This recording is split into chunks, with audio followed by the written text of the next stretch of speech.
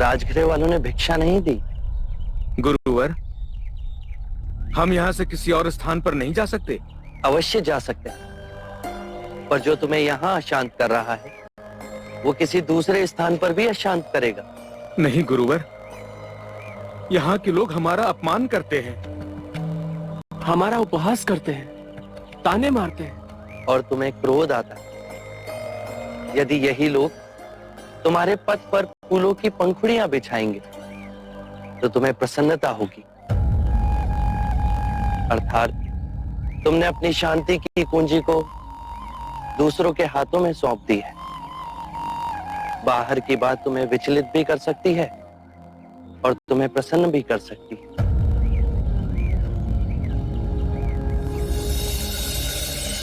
गुरुवर, हमसे ही भूल हुई।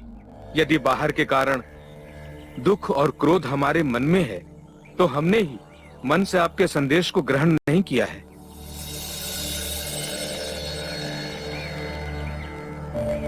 मन में यदि प्रतिशोध का भाव आया तो ये समझना कि तुम अभी परम सत्य से बहुत दूर हो।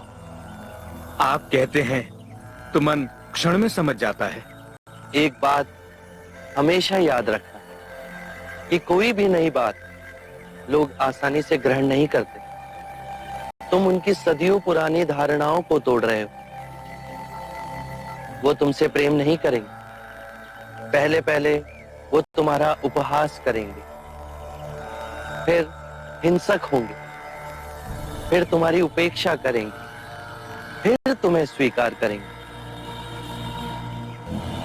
ये परिवर्तन तुम स्वयं देखोगे। बस अपना धैर्य और सहनशीलता ना छोड़ना। आप इस ओर से आ रहे हैं मुनिवर? इस ओर से आपने इसी लड़की को भागते हुए देखा है? नहीं तो क्यों? डायन है। कल रात उसने मदिरा पिला हम तीनों को बेइज्जत कर दिया। सुबह जब आंख खुली तो देखा हमारा सारा धन लूट के ले गई बिना कारण। मुनिवर, हम उसे आनंद प्रमोद के लिए वाराणसी ले जा रहे हैं। उसने आप सबका बोझ कम कर दिया, पर आप अब तक उसका बोझ उठाए घूम रहे हैं। आप हमारा उपहास कर रहे हैं। उस लड़की से कहीं अधिक चिंतित हम अपने मूल्यवान आभूषणों के लिए हैं। जो लुट गया वो मिलेगा तो नहीं। अरे इतना धन था कि आपने कभी देखा भी नहीं होगा। कि उस नारे के पीछे हम मतवाले हो गए। उसके सौंदर्य ने हमें लूट लिया, अन्यथा ऐसा कदापि ना होता। तो आप सबको अब भी लूट रही है। धन उसने तुम्हारे बीते काल में चुराया, पर वो तुम्हारा वर्तमान भी लूट रही है। लड़की इस समय तुम्हारे लिए इतनी व्यथित है जितने कि तुम इस समय उसके लिए व्यथित हो। भला वो क्यों व्यथित होगी? तो फिर आप क्यों व्यथित हो रहे हो? जो लुटा वो भूतकाल में लुटा। उसे पकड़कर जो दंड दोगे वो भविष्य काल में होगा। तुम्हारा वर्तमान अभी इसी क्षण तुम्हारे साथ है। भूतकाल का बोझा उठा उस भविष्य को बदलने का प्रयत्न कर रहे हो जो अनिश्चित है, और खो रहे हो अपना वर्तमान। बात तो ये सच है। यदि हम इसी क्षण में जिए तो तुम स्वयं को खोज सकोगे, ये समझ सकोगे कि जो तुम्हें दुख दे रहा है वो क्या है। क्या आप अपने आप को जान पाए? और अपने आप को जानने से क्या होगा? अपनी ये बांसुरी दो मित्र।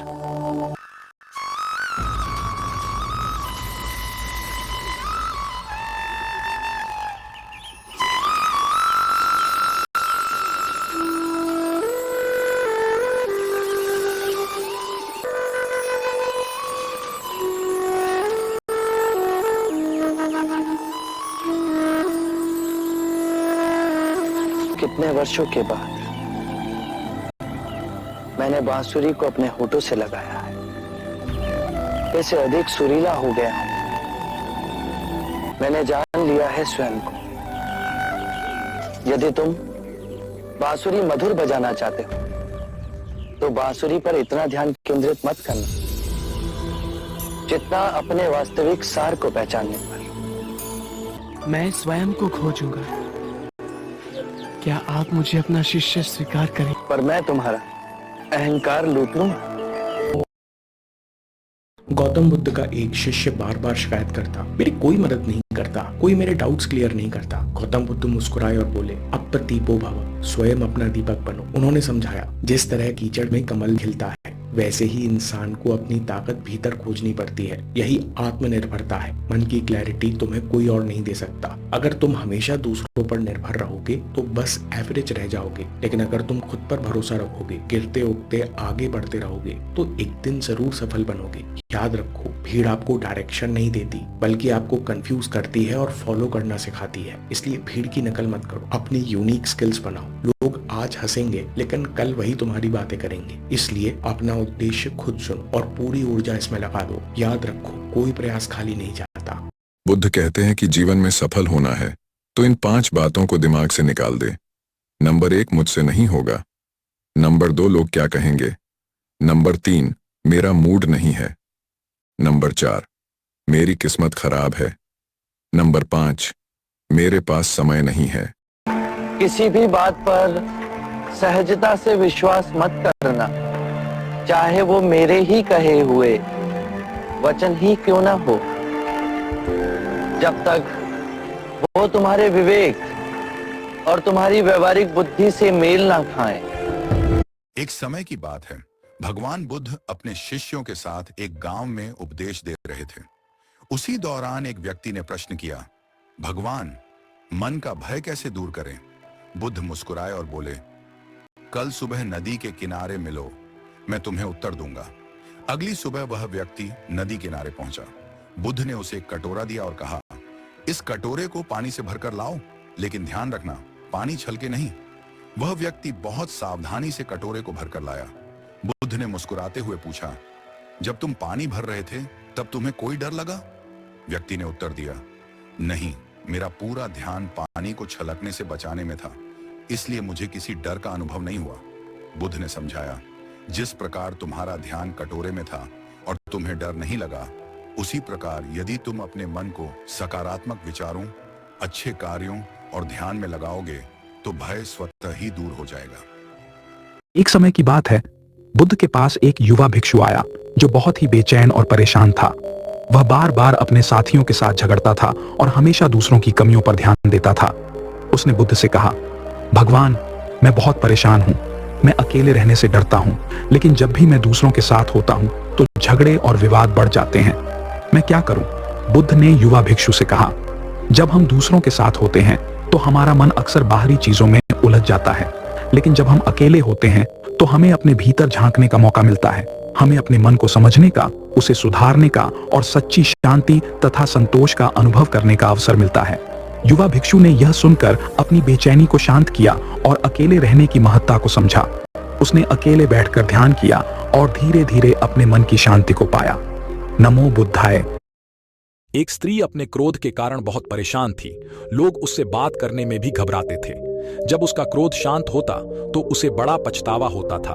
एक दिन भगवान बुद्ध उस स्त्री के घर आए। स्त्री ने बुद्ध से कहा, तथागत, मैं अपने क्रोध पर काबू न कर पाने के कारण बहुत ही दुखी हूँ। तथागत ने कहा, मेरे पास गुस्से को दूर करने की बहुत अच्छी दवा है। बुद्ध ने एक शीशी में दवा देते हुए स्त्री से कहा, इस दवा को इसी शीशी को मुंह में लगाकर उस समय तक दवा पीती रहना जब तक कि क्रोध दूर न हो जाए। इतना कहकर बुद्ध चले गए। जैसे ही उसे क्रोध आता तो वह शीशी को अपने मुंह में लगा लेती। कुछ दिन बाद जब बुद्ध आए तो स्त्री उनके पैरों में गिर पड़ी। बोली, तथागत, आपने मुझे बचा लिया। ऐसी शर्तियां दवा दी कि मेरा क्रोध जाने कहां गया। बुद्ध ने हंसकर कहा, पगली, शीशी में कुछ नहीं था, पानी था। शीशी के मुंह में आ जाने से तुम बोल नहीं सकती थी, और गुस्सा दूर करने की शर्तियां दवा मुंह बंद कर लेना ही है। नमो बुद्धाय।